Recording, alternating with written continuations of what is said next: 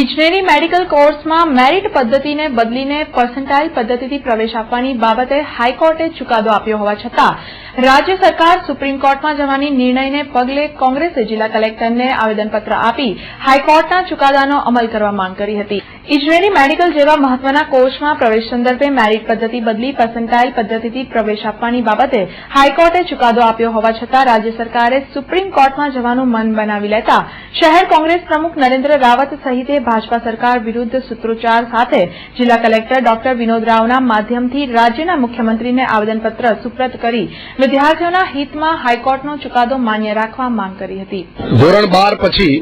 એન્જિનિયરિંગના પ્રવેશમાં જે merit system હતી એની જગ્યાએ ગુજરાતની ભાજપ સરકારે પર્સન્ટાઇલ અને ગુજરાત બોર્ડ અને સેન્ટ્રલ બોર્ડને ભેગા કરી મેરિટ લિસ્ટ બહાર પાડ્યું, જેની સામે હાઈકોર્ટમાં અપીલ થતા સતત બીજા વર્ષે ગુજરાતની ભાજપ સરકાર હાઈકોર્ટમાં હારી ગઈ છે। હાઈકોર્ટમાં હાર્યા પછી ગુજરાતની પ્રજાના પૈસે ગુજરાતની વિરુદ્ધમાં અને ગુજરાતના વિદ્યાર્થીઓની વિરુદ્ધમાં સુપ્રીમ કોર્ટમાં જઈ રહી છે। આની પાછળ ભારતીય જનતા પાર્ટીની સરકારના નેતાઓની